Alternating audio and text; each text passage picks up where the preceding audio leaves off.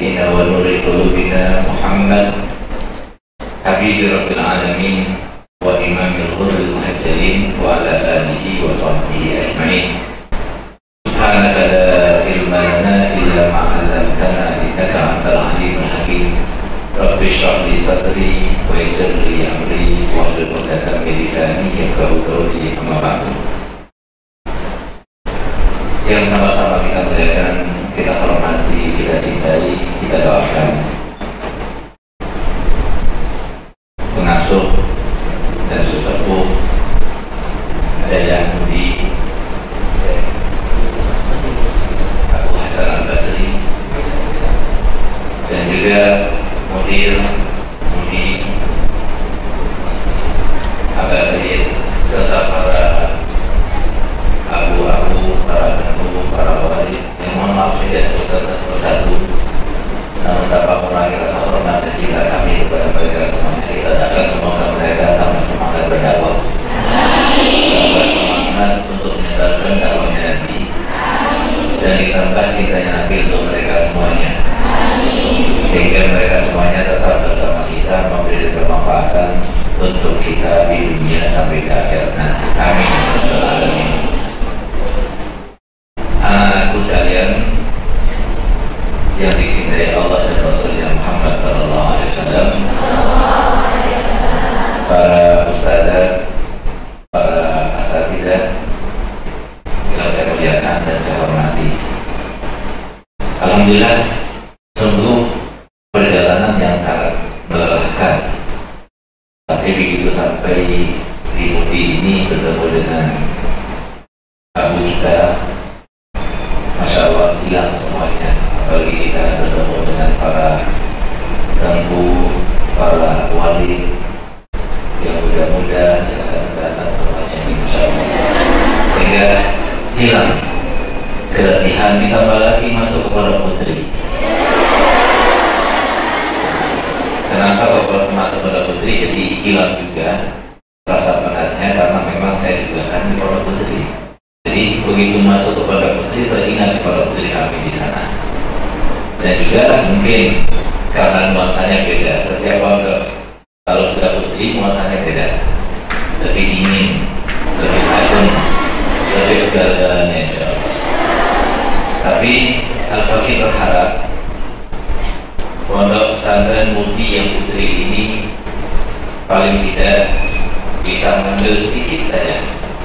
Dan kita mengambil banyak dari Mudi, tapi Mudi mengambil sedikit saja dari pondok pesantren Darul Walil Banat, yaitu alhamdulillah kami namakan anak-anak asuh kita yang bagian putri itu dengan WWSD CPK, singkatan daripada wanita-wanita sholihah Dalwah calon pendamping Rasulullah. Berarti di sini WW Mudi CPL, WWS Mudi CPL. Jadi wanita-wanita sholihah Mudi calon pendamping Rasulullah. Ciri-cirinya ada 3, dan mereka semua yang masuk ke pondok pesantren kami harus berjanji kepada kami. Janjinya seumur hidup. Di antara persyaratannya seperti itu. Apa itu? Kalau nanti menjadi seorang istri, dia bersedia untuk melaksanakan tidak melakukan 3M kepada suami. Apa itu? Tidak pernah marah, tidak pernah meminta, dan tidak pernah membantah suami. Itulah sebagai syarat yang paling utama untuk mendampingi Nabi kita Muhammad SAW. Siap untuk seperti itu? Jangan setengah-setengah. Siap atau tidak? Insyaallah semoga semua kalian menjadi istri-istri yang solehah, yang suaminya itu tunduk bukan karena takut, tapi suaminya tunduk karena segan. Sekarang ini banyak istri-istri yang menjadikan suaminya tunduk tapi karena takut. Bahkan melalui sebuah riset yang telah dibuat baru-baru ini, sebanyak 85% laki-laki termasuk ustadznya itu takut sama istrinya. Nggak tahu ustadz yang di Mudi ini, nggak tahu, mungkin kontekstualnya. Tapi kalau di luar sana seperti ini, bahkan lebih takut kepada istrinya dan berani kepada ibunya. Istri takut, tapi pada ibunya sendiri tidak takut. Nah ini zamannya sekarang ini. Kami tidak berharap WWS Mudi CPR ini seperti itu, tapi berharap insya Allah dari istri-istri yang salihah itu akan muncul para ulama yang benar-benar menghidupkan dan memperjuangkan agama Nabi kita Muhammad di Nanturo Aceh ini insya Allah, bahkan di Nusantara semuanya. Amin ya Rabbal alamin. Ma'asyiral muslimat wa thalibat wal asatidzah rahimakumullah. Kalau kita berbicara masalah haid yang dari semenjak dahulu sampai sekarang seakan-akan menjadi sesuatu yang musykil. Padahal masalah haid ini kalau ditanyakan kepada saya, mungkin mau tidur itu langsung bisa jawab. Padahal saya nggak pernah haid. Tapi sangat mengerti dengan hukum haid. Oleh karena itu, saya belajar khusus ilmu haid itu pada waktu kami berumur 17 tahun. Selama 3 bulan kepada guru kami, Al-Faqih Al-Habib Soleh bin Ahmad Al-Idrus Bipolan atau alumni Abuya Syekh Muhammad Ali Al-Nahi. Setelah selesai 3 bulan kami kursus, maka kemudian kami buat kitab ini yang judul Problematika Haid dan Permasalahan Wanita. Ini ketika buku pertama saya, dan ini saya tulis pada waktu umur 17 tahun. Saya tertib. Jadi memang dari semenjak awal kami mempunyai kecondongan, kesenangan untuk mempelajari semua ilmu yang terkait dengan wanita. Sehingga alhamdulillah ada kitab yang namanya Fiqhun Nisa. Itu waktu saya asuh rubrik di Al-Kisah selama 5 tahun. Kemudian juga ada kitab Anakku Investasi Akhiratku. Ada pula bagaimana keadaan menikah. Semua itu terkait dengan wanita. Jadi kembali lagi kepada pokok permasalahan kita, yaitu problematika haid. Sebetulnya haid ini bukan sebuah permasalahan, bahkan menurut saya bukan sebuah problema, karena mudah sekali.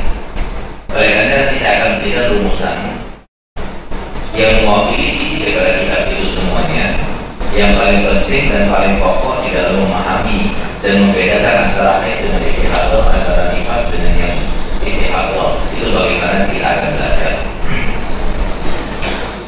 Tapi kita kembali kepada perkataannya Imam Ghazali rahimahullah, di mana beliau itu seorang faqih di zamannya, yang ketika gurunya meninggal dunia, yaitu Syekh Abdurrahman bin Muhammad Al-Huwaini yang dijuluki dengan Imamul Haramain radhiyallahu anhu, meninggal dunia 1 tahun itu yang namanya pena itu seakan-akan tidak digunakan untuk menulis, karena setiap faedah yang diucapkan sudah pernah diucapkan sebelumnya oleh Imamul Haramain.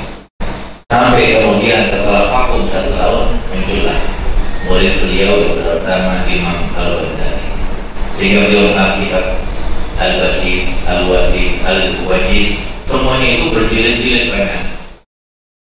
Kemudian herannya, di dalam kitab fikih yang menjadi barometer kitab fikih mazhab Syafi'i semuanya, yang kembali semuanya kepada Al-Wajiz, Al-Basit, Al-Wasit, yang kemudian oleh para ulama diikhtisarkan menjadi Raudhah oleh Imam Rafi'i, kemudian Raudhah diikhtisarkan lagi oleh Imam Nawawi menjadi Minhaj, dan itu menjadi kitab yang paling besar. Dan dikatakan oleh para ulama, kalau sudah seseorang yang bermadhabkan Syafi'i belajar kitab Minhaj, maka berarti dia sudah berhak untuk memberikan fatwa. Alhamdulillah kami membacanya di depan Al-Habib Zain bin Ibrahim Smith hafizahullah, dan sekarang berada di Madinah. Kami berada di sana selama 4 tahun katanya. Dan kemudian ada salah satu muridnya bertanya kepada Imam Ghazali begini, Imam, kenapa engkau itu berbicara masalah azan saja panjang, bahwa sampai beberapa lembar, berbicara tentang istiqlal saja dalam imamah sangat panjang sampai beberapa lembar, padahal itu sebenarnya dalam kitab-kitab yang lainnya hanya sedikit disebutkan. Tapi giliran menyebutkan tentang haid cuma hanya beberapa lembar saja, sedikit. Apa jawaban imam sambil tersenyum dia berkata, orang laki gak ada yang haid, perempuan gak ada yang tanya, buat apa saya buat kitab yang sangat lebar tentang haid? Nah itulah sebabnya. Oleh karenanya di sini kenapa kok haid itu jadi sebuah problematika? Karena para wanita itu tidak mau belajar, atau para wanita itu ngambilnya simpel-simpelnya saja. Kenapa kok diambil simpel-simpelnya saja, diambil mudahnya saja? Karena di dunia ini masih ada setan. Kalau tidak ada setan, maka pasti mereka itu tidak akan mengambil simpel-simpelnya saja. Masalahnya, yang namanya haid itu terkait dengan wajibnya sholat dan haramnya melaksanakan sholat. Sehingga kita bisa bayangkan, ulama mengatakan kenapa Nabi SAW telah bersabda dalam hadisnya sepulang beliau melaksanakan Isra dan Mi'raj, yaitu mabalun nisa aktsara ahlin nar. Kenapa aku melihat para wanita itu lebih banyak penghuni neraka? Dijawab oleh Sayyidatuna Aisyah, mungkin itu ada yang di dalam benak-benak kalian. Kenapa Rasul mengatakan demikian? Maka saya berkata, apakah karena lebih banyak perempuannya daripada laki-lakinya? Dijawab dengan tidak. Tapi lebih dikatakan kunna yakfurnal ashir wa yusirnal laknah. Mereka itu tiap hari bersyukur kepada suami atau mengkufuri suaminya, dan mereka itu adalah seseorang yang suka mengumpat. Di antara sebab itu seperti itu. Tapi ada pula para ulama yang memberikan pendapatnya yang lain, bahwasanya kenapa para wanita itu lebih banyak di neraka selain daripada dua sebab yang disebutkan langsung oleh Nabi. Karena banyak wanita itu yang teredor dalam hukum haidnya. Harusnya dia sholat, dia tak sholat. Harusnya dia tak sholat, haram sholat tapi dia sholat. Nah itulah dosa yang besar. Masalahnya kan sholat itu adalah iman din. Man aqamaha faqad aqama din wa man tarakaha faqad hadama din. Yang namanya sholat itu adalah tiangnya agama. Sama seperti rumah ini, kalau tidak ada tiangnya runtuh ya. Agama itu kalau tidak ada sholatnya tiang runtuh. Kalau saya mendirikan sholat, maka tiap agama itu akan menjadikan agama itu seperti rumah. Tapi ketika tiangnya tidak ada, maka akan roboh rumah. Apalagi sholat itu di dalam sebuah hadis disebutkan, awwalu ma yuhasab minal abdi as-sholat, fa idza kamulat qubilat wa sa'iru amali, fa idza naqasat ruddat wa sa'iru amali. Yang artinya bahwasanya pertama kali amal yang nantinya akan dihisab oleh Allah Ta'ala daripada amal-amal hambanya itu adalah sholatnya. Kalau sempurna, maka semua amalnya yang kurang-kurang semuanya akan diangkat. Tapi kalau kurang, misalnya kita berkewajiban melaksanakan sholat seumur hidup kita 100.000 rakaat, ternyata kurang, yang ada cuma 999.000 saja, kurang 1.000, maka amal-amal yang lainnya walaupun sempurna tetap tidak akan menaikkannya, alias dia harus masuk ke neraka dulu. Oleh karena itu, maka ayo kita perhatikan, benar-benar kita pelajari dan sesuaikan dengan kata Imam Syafi'i, karena kata kita adalah kata Imam Syafi'i. Jangan ikut mazhab yang lainnya, dan jangan biasakan kalau kita itu berbicara tentang hukum kemudian kita katakan hadisnya mana. Sekarang bukan pada saatnya lagi kita mengatakan hadisnya mana. Ayat Quran ini apa maksudnya? Bukankah ayat ini berbunyi seperti ini? Bukan saatnya lagi. Kita ini siapa? Saat mau bahas ayat, mau bahas hadis, siapa kita? Oleh karena itu ada orang yang bicara masalah seperti itu, hadisnya mana, ayatnya di mana dan sebagainya. Kita katakan mau diapakan ayatnya sama hadisnya? Emang kita salah? Kalau dia itu, saya mau bahasa Arab ya, sudah saya mau tanya kamu itu boleh atau mustahil? Kalau semuanya mengatakan saya ini mustahil atau mustahil, berarti mimpi kali. Tanyakan berarti dia pernah belajar kitab usul fikih, bapak fikihnya? Tanya sama dia berapa kali. Kalian kan semuanya boleh, kadang-kadang semua tidak mau bertanya seperti itu kan. Nah itu di luar sana biasanya itu mahasiswa. Itu seperti itu sok-sokan namanya, sok-sokan tapi tidak ada isinya. Biasanya seperti itu. Nah, kemudian kita katakan, kamu pernah belajar usul fikih? Disebutkan dalam usul syaratnya untuk jadi calon mujtahid itu harus menghafalkan sebanyak 100.000 hadis tanpa wasithah. Jangan seperti sekarang nih, kau hafal hadis dari dia, gimana hafal hadisnya? Dari Sholihin, dari ini, itu nggak termasuk itu. Harus langsung langsung 100.000 hadis. Sahih. Udah itu, syarat kedua, harus menghafal Quran dengan 7 qiraahnya. Tahu dengan nasi maksudnya, tahu dengan sebab asbab nuzulnya. Bisa dilakukan oleh orang sekarang ini. Sealim-alimnya orang sekarang seperti Imam Zuhri yang pada waktu zaman yang itu mengarang kita sebanyak 500 kitab di dalam segala bidang ilmu. Itu pun beliau pernah mengkultuskan diri untuk menjadi seorang mujtahid, tapi hanya seminggu lamanya. Begitu dicecar oleh para ulama dengan pertanyaan, maka kemudian dia menarik kembali ucapannya dan dia mengatakan, aku ini adalah mujtahid nisbi atau seorang mufti saja. Ini maksudnya yang punya karangan 500 kitab berkaitan dengan orang sekarang ini. Nah, oleh karenanya kalau seumpama terkait dengan hukum kita tidak percaya, terkait dengan hukum kita kurang menerima, maka ditanyakan di kitab mana disebutkan. Itu lebih baik daripada mana hadisnya. Itu bukan doktrin kita. Itu doktrinnya biasanya yang nggak mau maulid, nggak mau takdir. Nah, itu seperti itu. Nah, saya sebutkan lah, karena saya tidak biasa menyebutkan golongan-golongan itu. Nah, jadi seperti itu. Bagaimana cara membedakan?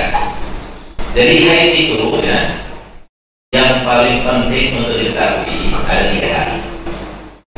Yang pertama, paling sedikitnya masa haid itu adalah 1 hari 1 malam.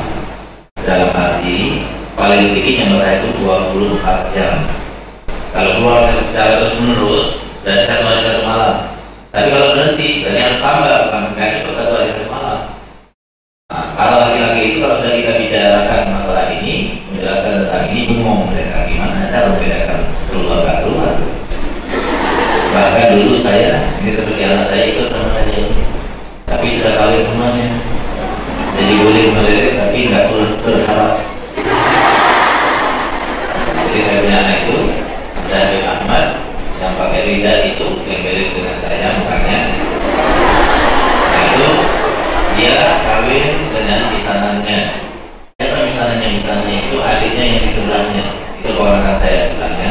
Dia juga sudah kawin, nggak perlu berharap juga. Itu Habib Hasan Al-Jufri, dia juga kawin dengan misanannya juga satunya, yaitu keponakan saya. Kenapa kok misanan nggak ketemu misanan? Karena untuk menjaga keutuhan pesantren ini milik siapa? Milik Allah dan Rasulnya Muhammad. Kita ini cuma sebagai pemangku saja. Kita cuma sebagai khodim saja. Supaya pondok ini tidak dijadikan sebagai sebab musabab untuk mencari dunia dan sebagainya, maka kita harus terpadu, harus bersatu, dan harus kita bangga dan merasa mulia karena kita itu telah diberikan anugerah Allah Ta'ala bekerja untuk Allah dan Rasulnya Muhammad SAW. Nikmatnya kapan? Nikmatnya nanti di pada masa kita akan bersama Nabi Muhammad. Oleh karena itu kami berharap semoga yang ada di sini semuanya termasuk yang mau mengemban tugas sebagai penyambung lidah Nabi kita Muhammad SAW. Amin ya rabbal alamin. Jadi tadi saya sebut tangan saya kenapa ya?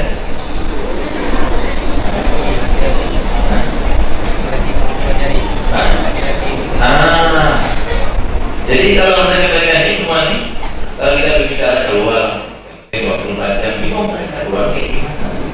Bahkan dulu saya juga pernah berpikiran itu keluarnya itu seperti kencingnya kayak kucing. Kalau semua berhasil berkencing, gimana kamu mati perempuan itu? Padahal yang keluar itu cuma 33 cc sampai 80 cc saja yang keluar. Cuma perempuan itu kadang-kadang merasa, kadang tidak merasa. Ada yang menyembul keluar, ada kadang-kadang tidak merasa. Cuma kalau kita ingin mengetahui lagi keluar atau tidak, tinggal kita ambil tisu, lalu kita masukkan ke dalam diam yang bagian bawah tempat usia sadar. Jadi kalau kita sudah berbicara masalah ini, maka ada sebuah kaidah yang berbunyi dan ayat ini tidak ada semalu dalam agama, harus dijelaskan. Nah, jadi dimasukkan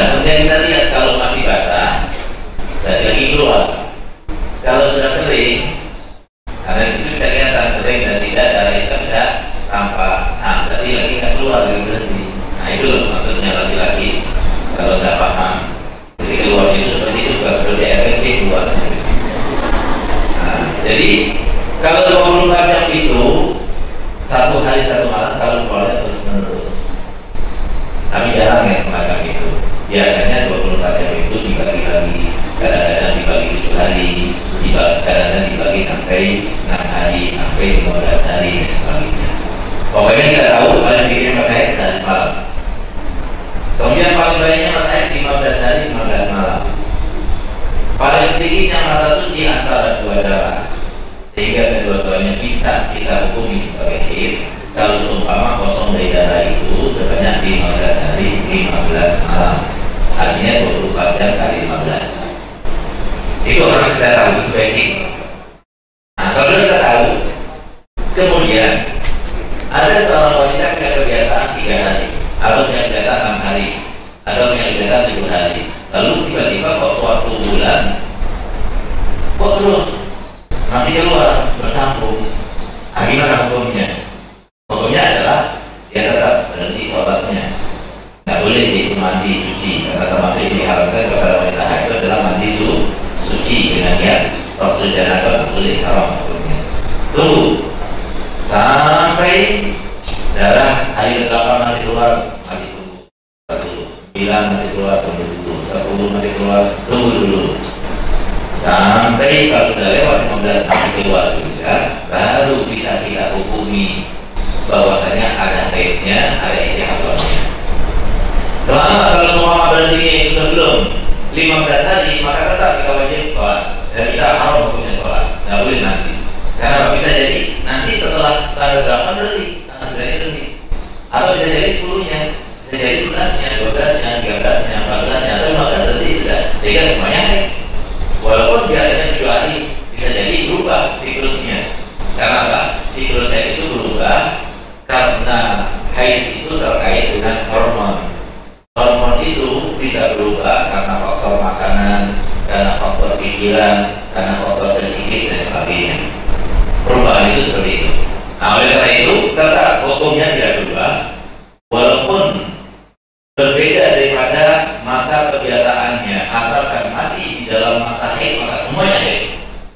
Kalau di dalam masa haid mau apapun warnanya, dimulai dari apapun warnanya, maka tidak masalah, semuanya haid. Tapi kalau seumpama keluar darah berlanjut sampai 15 hari lebih, baru di situ kita akan putuskan, oh ternyata ada haidnya, ada istihad. Bagaimana cara membedakan? Nah, jaga ini masalah. Bagaimana cara membedakan? Kalau sudah lewat 15 hari berarti kan pasti ada haidnya, pasti ada istihadnya. Cara membedakannya itu adalah kita lihat sifat darah yang keluar. Kalau sifat darah yang keluar itu satu sifat atau mudahnya satu warna saja, merah saja, sampai hari ke-16 merah dari awal keluar dari hitamnya. Nah, maka tinggal kita kembalikan haidnya itu kepada masa kebiasaan yang terakhir. Dari bulan kemarin berapa? Bulan kemarin 7 hari. Sekarang selepas 7 hari wajib digodok semuanya. Misalnya seperti itu. Itu kalau sifat darahnya itu satu. Tapi kalau seumpama sifat darahnya itu lebih dari satu, baik 2, 3, 4, atau karena sifat darah itu ada 5. Itu darah hitam yang paling kuat, darah merah, kedua darah merah agak ringan atau merah kuning-kuningan, kemudian darah kuning, lalu darah keruh warnanya. Itu darah haid. Dalam mazhab Syafi'i semua dianggap darah haid.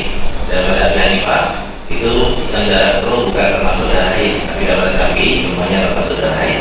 Jika kalau sudah keruh dalam mazhab Hanifah sudah dianggap suci, tapi kalau dalam mazhab kita tidak, belum suci.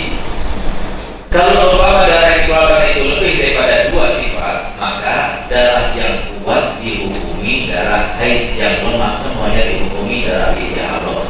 Baik darah yang kuat itu lebih sedikit dari masa kebiasaannya, atau seperti kebiasaannya, atau melebihi daripada masa kebiasaannya, maka tetap darah yang kuat dihukumi darah haid, selebihnya tidak istihadah. Asalkan memenuhi syarat berapa?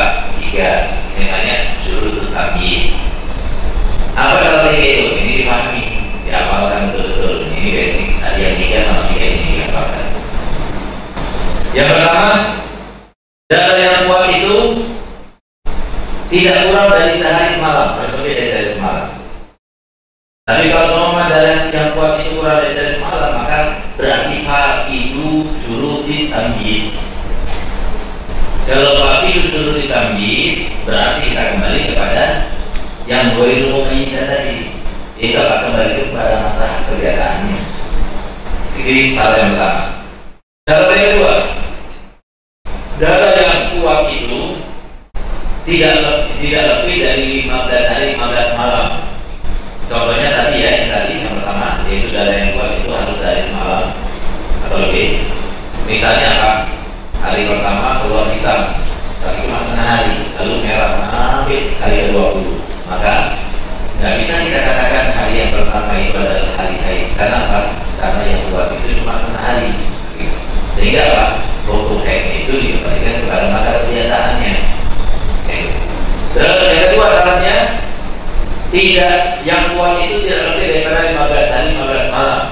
Kalau semua lebih, seperti kalau semua yang keluar darah hitam sampai 20 hari, lalu sisanya sampai akhir bulan darah merah, maka berarti tidak memenuhi syarat. Kalau tidak memenuhi syarat tapi tadi yang 3 itu, maka kembalikan lagi kepada masa kebiasaannya, seakan-akan darah yang dikeluarkan cuma satu tanggal saja. Syarat yang ketiga, antara darah yang kuat dengan darah yang lemah tidak silih berganti. Nah, tadi kalau berganti, hitam 3 hari, merah 3 hari, hitam lagi 3 hari, hitam lagi, merah lagi 3 hari, seperti itu. Maka hukumnya tidak dihukumi darah yang kuat haid, tapi dikembalikan kepada masa kebiasaannya. Nah, itulah kesimpulannya. Itulah kesimpulan daripada kalau terjadi istihadah. Jadi nggak boleh kita mandi kecuali sampai lewat 15 hari.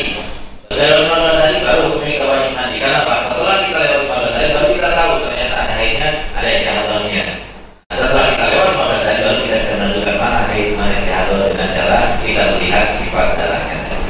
Sudah berarti? Sudah? Karena kalian sudah mempraktekannya gitu. Jadi pasti kalian paham betul. Kalau nggak paham itu namanya lemong. Tolong, sapi,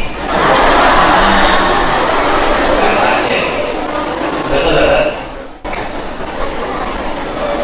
Ya, ada nggak apa-apa karena mungkin ada yang lebih paham, ada yang kurang paham, nanti tanyakan ke atas. Nah, sudah, itu masalah, sudah selesai. Kemudian ada masalah lagi, yaitu istihadah. Istihadah itu biasa dialami oleh seorang wanita, tapi kalau terus-terusan itu perlu datang ke dokter karena alhamdulillah bisa jadi itu salah satu daripada indikator untuk kanker serviks. Ya. Nah, bisa jadi seperti itu. Tapi jangan terlalu khawatir karena bisa jadi karena salah makan, karena stres. Nah, bodoh biasa begitu. Pertama kali masuk di movie ini nggak betah dia, pikiran rumah terus. Akhirnya apa? Istihadah bisa jadi seperti itu. Bisa karena psikisnya sedang berganggu. Nah, oleh karenanya nggak mau kesurupan. Kalau nggak mau kesurupan, nggak mau istihadah dan sebagainya, jangan pakai nggak betah yang tetap saja ya semuanya. Nah, karena kalian sekarang ini bukan berada di penjara suci, tidak, tapi kalian berada di surganya Nabi. Jadi tempat-tempat yang semacam ini adalah surganya Nabi. Jadi di luar sana itu sudah rusak. Di luar sana itu sudah mereka-mereka yang jauh akan mendapatkan nasib yang baik di sampingnya Nabi. Beruntung kalian, harusnya kalian bersyukur pada Allah Ta'ala karena kalian mendapatkan hidayah. Apa yang kalian rasakan sekarang ini adalah sebuah implementasi daripada apa yang kalian doakan setiap hari, setiap saat pada sholat 5 waktu kalian. Itu apa? Ihdinas siratal mustaqim, siratal ladzina an'amta 'alaihim ghairil maghdubi 'alaihim waladdallin. Di mana siratal mustaqim? Di sini di pondok pesantren. Bukan di luar sana. Kecuali kalau di luar sana itu pernah nyantren. Jadi jangan percaya. Jangan mau kamu itu dibingungkan, muluk-mulukkan atau dibuai oleh setan dengan yang namanya kehidupan sebagai mahasiswa itu hebat, kuat dan sebagainya, termasuk yang modern, termasuk wanita karir nantinya, wanita yang maju dan sebagainya. Yang berbeda. Karena sekarang ini zamannya sudah beda. Ini zaman fitnah. Zaman yang kalau sudah terjadi zaman fitnah. Pada angkal amrul awam, dan kalian itu tinggalkan segala urusan orang awam. Walzim baitak Dan saya itu lagi di rumahmu. Nah, ini seperti ini. Udah, jangan keluar. Ustaz mengasuh kepada pesantren kami di Dalwa. Alhamdulillah sama seperti kalian, kira-kira 3.500 orang di sana, putri. Nah itu kalau sudah pulang kalian ke rumah, 3 hari saja balik orang sudah lain. Pengaruhnya luar biasa. Nah oleh karena itu kalau bisa jangan mudah untuk pulang, kecuali pulang. Kecuali kalau sakit silakan pulang. Kenapa? Kalau nggak pulang nanti mati di pondok kan rugi kita. Yang untuk anaknya santriwatinya, tapi yang rugi pihak pondoknya. Harus menyiapkan 5 bulan lah, nanti yang teman-temannya takut lah. Nah nanti kalau mau telepon sama orang tuanya agak repot lah. Mana lagi kalau mau minta biaya untuk ambulannya nggak enak lah. Nah itu. Nah oleh karena jadi sudah yang untuk ini, karena kalian tinggal di pondok dan mati syahid, langsung masuk surga dengan tanpa hisab. Nah tapi jangan repotkan pondok. Jadi kalau sudah ada indikasi kalian mau mati ya mati di rumah saja. Ya. Jangan repotkan. Nah jadi seperti itu. Mereka ini jangan biasakan keluar kan, jangan biasakan keluar pondok, jangan biasakan pulang ke rumah. Karena sekarang sangat fitnah. Nah kemudian istihadah. Gimana cara mengatasi istihadah? Jadi istihadah itu adalah sesuatu yang biasa. Yang sesuatu yang biasa dikeluarkan oleh seorang wanita ketika salah makan, shock, pikiran, penyakit tertentu dan sebagainya. Atau bagi seorang wanita yang sudah kawin, biasanya lalu menggunakan KB dan alat-alat kontrasepsi dan sebagainya, itu biasanya mengakibatkan darahnya itu tidak teratur siklusnya. Di dalam hukum Islam itu tidak berubah. Karena hukum itu tabi'un lidam. Hukumnya itu mengikuti hukumnya darah. Ada darah itu tidak ada darah itu suci. Kecuali kalau darah itu melebihi 15 hari, maka seperti tadi rinciannya. Jadi mau sebab kontrasepsi, mau sebab apa saja. Nah, tapi di sini yang mau saya jelaskan bagaimana cara bersuci daripada wanita yang istihadah. Jadi wanita istihadah itu ya sama seperti wanita yang suci yang lainnya, tidak berkurang. Bahkan menjadi imam boleh, nggak makruh, nggak makruh. Baca Quran boleh, cuma bedanya kalau wanita musafir itu wudunya itu hanya boleh digunakan untuk 1 kali sholat fardu. Sebanyak-banyaknya sholat sunnah, dengan sholat Quran nggak apa-apa, baca Quran nggak apa-apa dan sebagainya. Kemudian caranya, cara bersucinya istihadah. Ini perhatikan benar. Cara bersucinya istihadah itu harus melampaui 5 tahapan, ya kan? Tahap yang pertama apa? Harus cebok dulu. Nah, apakah harus seorang wanita ketika dia itu akan bersuci harus cebok dulu? Harus atau tidak? Itu suatu kesalahan. Harusnya tidak harus, maka punya makruh kalau bisa menyebabkan was-was. Kenapa kita itu kalau sudah mau wudu harus cebok dulu? Coba tanya sama laki-laki. Jangan pernah mau wudu kemudian cebok dulu, maka cebok dulu. Kalau kita cuci baru cebok dulu. Nah masalahnya di sini adalah ada kaitan dengan was-was. Kalau kita tidak cebok dulu seakan-akan tidak sempurna. Pastikan dulu. Apakah kalau kita tidak cebok itu ada 2, ada hadasannya. Hadasan itu bahasa anak-anak pondok kita. Hadasan itu keputihan dulu. Nah keputihan itu kalau kita katakan hadasan atau bahasa sini bahasa apa bahasa? Keputihan juga, keputihan saja. Nah di sana itu kan bahasa Arab pasti setiap kali bahasa Arab. Makanya juga keputihan itu hadasan. Kalau antri itu apa? Badakan. Kalau minta doa kepada Allah Ta'ala supaya diberikan sepertinya Allah mengatakan. Nah itu ada istilah-istilah bahasa Arab yang lokalis. Dan itu ada bahasa seperti itu, bahasa Dalawai. Nah jadi yang pertama cebok, tidak cebok, yang biasa cebok. Kecuali kalau kamu sudah memastikan, oh ternyata ada keluar hadasan saja, silakan. Jadi kalau waktu kalian itu mau bersuci kan kalian buka warna. Waktu memang kan tidak. Kalau ada hadasannya atau tidak kan kelihatan. Jadi tidak harus kita buka. Nah jadi itu. Karena kalau dibuka seperti itu membuka jalan buat setan untuk memberikan sebuah masukan kepada kamu. Kamu nggak sah nanti. Kamu lagi keluar, kamu lagi ini. Itu hal itu namanya setan itu. Nah jadi jangan dengarkan. Bahkan beliau sama mengajarkan kepada kita kalau kita itu habis kencing, lalu cebok, setelah itu apa yang harus kita lakukan? Ambil air, lalu kita bersihkan ke sarung kita, dalam sarung kita. Untuk apa? Supaya nanti kalau seumpama kita merasa seakan-akan ada yang keluar, jangan kita percaya, tetapi lihat saja. Sehingga kalau seumpama setelah kita lihat, oh ternyata ada sebuah bekas bercak misalnya, cairan misalnya. Nah ini kan bercaknya air yang kita semprotkan tadi, kita bersihkan tadi. Nah, untuk keluar itu dikatakan oleh Nabi SAW. Jadi artinya jadi yang dikatakan kita itu untuk was-was, karena was-was itu sebab musafirnya itu dua. Yang pertama, bodoh dalam agama. Yang kedua, kurang akalnya. Mau pilih yang mana? Nah, kalau nggak mau pilih dua-duanya, jangan jadi was-was.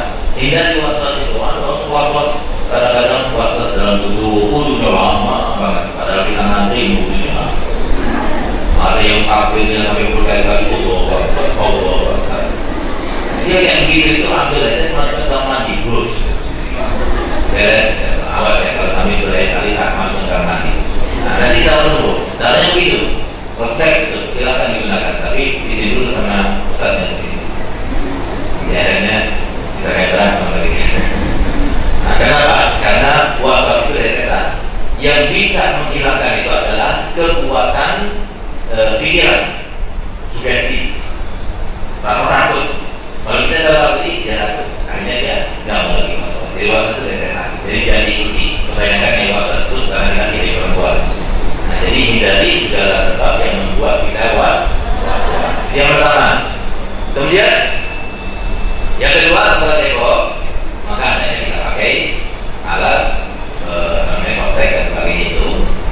Setelah pakai softtek, kemudian kita pakai celana.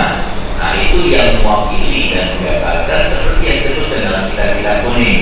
Kitab kuning itu katanya dikasih sebuah velcro, lalu kemudian diikat. Nah, sekarang kalau ada ikatan itu karena sudah ada softtek yang pakai sudah itu sudah mewakili. Nah, kemudian setelah itu dia harus cepat-cepat berwudu. Nah, harus cepat-cepat berwudu. Nggak boleh dihitung lambat. Kalau seumpama kita ada lagi istirahat, silakan.